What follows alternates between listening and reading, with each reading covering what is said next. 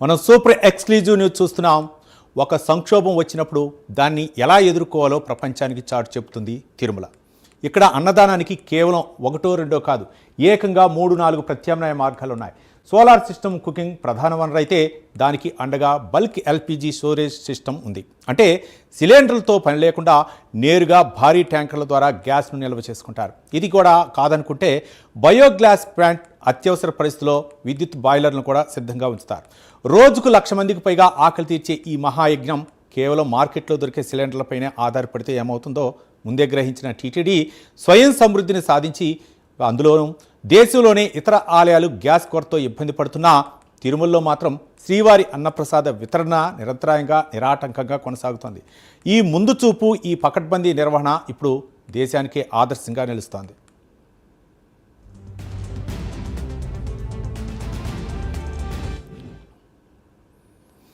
మొత్తానికి పశ్చిమాసియాలో యుద్ధం కారణంగా కొన్ని సంస్థలపై అయితే మాత్రం దాని ప్రభావం పడే అవకాశాలని, ఈ నేపథ్యంలో టీటీడీ ముందస్తు చర్యల్లో భాగంగా అక్కడ అందుతున్నటువంటి సేవలేంటి, ఎలాంటి ప్రత్యామ్నాయ ఏర్పాట్లు చేస్తాయి, ఇతర అంశాల గురించి మా కరెస్పాండెంట్ సునీల్ మరిన్ని వివరాలు అందిస్తారు. సునీల్.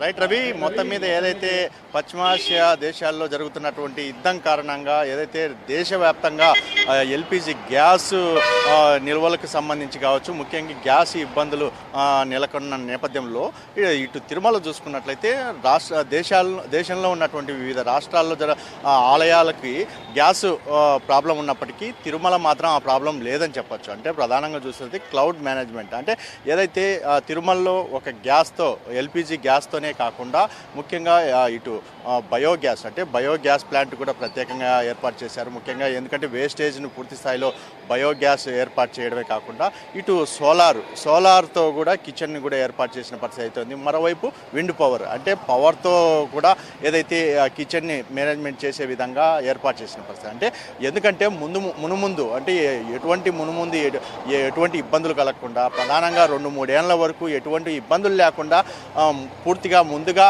క్లౌడ్ మేనేజ్మెంట్ కావచ్చు, ప్రధానంగా పూర్తిగా నిల్వలు ఉంచుకోవడంలో మొదట టీటీడీ ఉంటుందని చెప్పడానికి ప్రధానంగా చెప్పాల్సిన అవసరం లేకుండా కనపడుతుంది.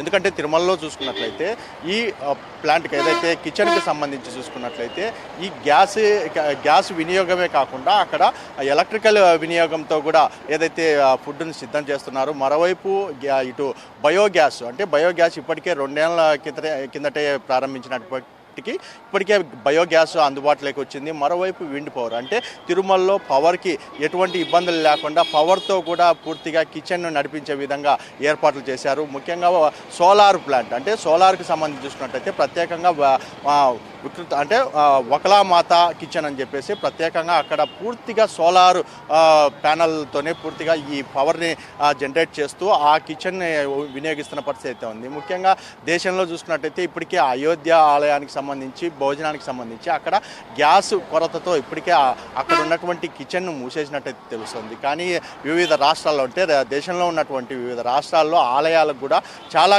గ్యాస్ కొరతతో పూర్తిగా ఇప్పటికే ఆలయాలను కూడా చాలా వరకు భోజనాలు నిలిపేసినట్టు తెలుస్తుంది. కేవలం అక్కడ సరిపడా ఉన్న గ్యాస్తోనే కేవలం ప్రసాదాలు మాత్రమే తయారు చేస్తున్నట్టు తెలుస్తుంది. కానీ తిరుమలకు మాత్రం ఎటువంటి ఇబ్బంది లేదని చెప్పొచ్చు. ఎందుకంటే గతంలోనే భారీ ట్యాంకర్లను తెప్పిస్తున్నటువంటి టీటీడీ భారీగా నిల్వలు ఉంచుకోవడమే కాకుండా ఒకవేళ గ్యాస్ కొరత ఏర్పడితే ఖచ్చితంగా వారికి ప్రత్యామ్నాయ ఏర్పాట్లు కూడా పూర్తి స్థాయిలో ఏర్పాటు చేసింది. అంటే భక్తులకి, అంటే ఏదైతే దేశంలో కావచ్చు రాష్ట్రంలో గ్యాస్ కొరత ఉంది, కొన్ని ఆలయాల్లో ప్రసాదాలు పెట్టడం లేదు, లడ్డూలు తయారు చేయడం లేదు అని చెప్పేసి ఎవరైనా చెప్పినా కానీ దయచేసి భక్తులు నమ్మొద్దు. ఎందుకంటే భక్తులకి ఎటువంటి ఇబ్బంది లేదు, భక్తులకి ఏర్పాటు చేసేదానికి సంబంధించి ఇక్కడ ఎటువంటి ఇబ్బంది లేదు. ముఖ్యంగా వాళ్ళకి తయారు చేసేటువంటి ప్రసాదాలకు సంబంధించి కావచ్చు, అన్న ప్రసాదాలు తయారు చేసే కేంద్రాలకి గ్యాస్ కొరత లేదు. ముఖ్యంగా మాకు ఏదైతే ఈ సోలార్తో కావచ్చు, బయోగ్యాస్కి సంబంధించి ప్లాంట్లతో మేము ఉపయోగిస్తున్నాం, భక్తులు ఎవరు ఇటువంటి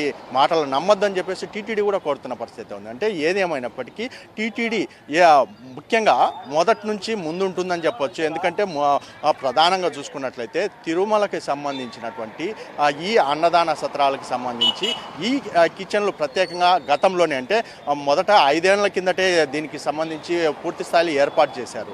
అంటే కేవలం గ్యాస్ మొదట్లో ఎల్పిజి గ్యాస్కి సంబంధించి అటు ఇతర ప్రైవేటు కంపెనీలకు సంబంధించినటువంటి గ్యాస్తో మాత్రమే ఈ కిచెన్లు నడిపించేవారు. కానీ ఏదైతే గ్యాసు భవిష్యత్తులో గ్యాసు ప్రమాదాలు ఉంటాయి, గ్యాస్కు సంబంధించి చాలా అవసరం వస్తే అవకాశం ఉంటుంది నేపథ్యంలో ఈ గ్యాస్ కొరత రాకుండా టీటీడీ ప్రత్యామ్నాయ చర్య భాగంగానే ఇప్పుడు పూర్తి స్థాయిలో తిరుమలలో ఇటు బయోగ్యాస్, ఇటు సోలార్ పవర్ కావచ్చు, విండ్ పవర్తో పూర్తి స్థాయిలో ఏర్పాటు చేసినట్టయితే తెలుస్తుంది. దీనికి సంబంధించి ప్రధానంగా టీటీడీ అయితే ముందుందని చెప్పొచ్చు. ఎందుకంటే దేశంలో ఎక్కడ ఏ ఆలయాలు ఎటువంటి ఏర్పాట్లు చేయని ఏర్పాట్లు ఒక్క టీటీడీఏ ముందే ఏర్పాటు చేసుకుంది. ఎందుకంటే ఇప్పటికే దేశంలో ఉన్న సంక్షోభం సంబంధించి చూసుకున్నట్టయితే గ్యాస్ చాలా తీవ్రంగా అవసరమైన పరిస్థితి.